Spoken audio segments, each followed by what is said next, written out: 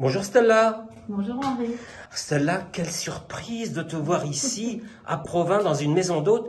On t'avait quitté exactement sur le quai de Valmy, où tu avais un concept store fantastique. Mais qu'est-ce qui s'est passé? Ben, écoute, je dirais pas changement de vie parce que je continue à faire exactement ce que j'ai toujours fait dans ma vie, c'est-à-dire de la création. Mais autre temps, autre époque. Donc ici à Provins, on a fait une maison d'hôte de 5 chambres avec un restaurant qui s'appelle Il était une fois. Oui. Donc autant dire que... Avec un bon chef? Avec un très bon chef. Bon. Autant dire qu'on parle plutôt d'un univers autour des contes, de la magie, de l'enchantement, de la féerie, etc. Et puis moi-même, je suis partie habiter à Marrakech. À Marrakech? C'est loin. Non, On t'avait perdu de vue. Ouais, c'est vrai. Un peu. En fait, l'idée, si tu veux, c'était que la mode seule ne suffisait pas. Et j'avais vraiment envie de développer de la décoration, du lifestyle, pouvoir immerger les gens dans toute l'atmosphère de Stella Cadente. Et- Aussi bien pour dormir que pour dîner.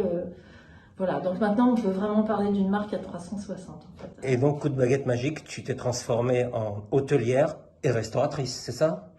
Ouais, enfin, je me suis bien entourée plutôt parce que j'ai pas la prétention d'être une restauratrice et une hôtelière, mais plutôt mon métier, c'est vraiment fabriquer des habits de la maison comme j'ai fabriqué les habits des femmes auparavant. Et le design, les paillettes, c'est loin derrière, c'est fini? Ou le lieu existe encore à Paris? Non, le lieu est plutôt événementiel, donc je viens de temps en temps et puis je disparais comme une étoile filante. Et puis, les codes de la marque, ils restent les mêmes, quel que soit le support. Donc là où j'ai pu utiliser, comme tu le vois derrière mon dos, du lamé doré pour faire des vêtements, et je les utilise aujourd'hui pour poser sur des rideaux. Les couleurs que j'utilise sur les murs sont les mêmes que les couleurs pour les vêtements. Enfin, tout et rien n'a changé. Alors, c'est quoi l'esprit ici? Qu'est-ce que tu veux faire? C'est quoi ton message? Ici, le message, c'est vraiment d'être hors du temps, dans une sorte de bulle de bonheur, de poésie, d'onirisme, qui déconnecte complètement les gens de leur quotidien et de leur réalité.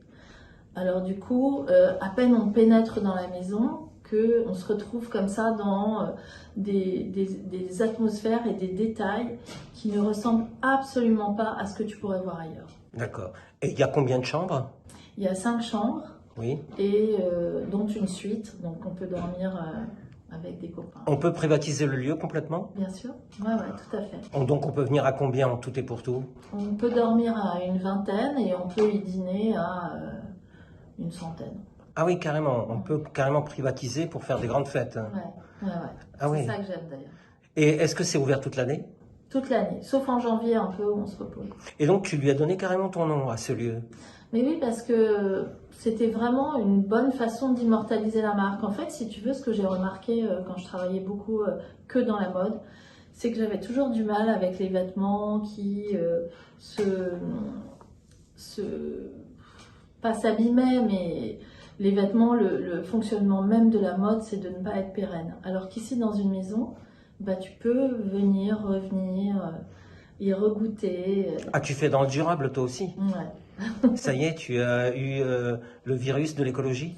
Écoute, je me suis rendu compte que tout ce qui est aujourd'hui très à la mode avec le post-Covid sont des valeurs que j'ai toujours développées auparavant. C'est-à-dire que j'ai toujours eu mon atelier à moins de 5 km de l'endroit où je vendais les vêtements, que j'ai toujours appelé mes ouvrières par leur prénom, que j'ai toujours fabriqué en très petite quantité, avec des matériaux qui arrivaient directement d'Italie. J'ai jamais travaillé avec la Chine, j'ai jamais travaillé très loin, j'ai pas payé des tonnes de transport, enfin bref. J'avais déjà, sans le savoir, développé des valeurs post-Covid. Donc c'est vrai que j'ai rien changé à mes habitudes et qu'en plus maintenant que j'habite à Marrakech, on a redéveloppé un atelier de fabrication à Marrakech et que tous les jours, on dessine des vêtements le matin et le soir on les enfile. Et dis-moi, ton chef de cuisine est marocain? Non, pas du tout. Il fait quoi? De la Du terroir? bonne cuisine familiale française avec des produits locaux qui changent selon les saisons. Enfin, On s'en tire à combien au restaurant ici? environ une quarantaine d'euros. Oui, on se fait plaisir à ce prix-là? Ouais. Bon, Dis-moi, tu veux bien aller me le faire visiter, puis les chambres en même temps, hein? On Allez, fait un petit on y tour va. ensemble? On y va. Ah, Avec super. plaisir. Merci Stella.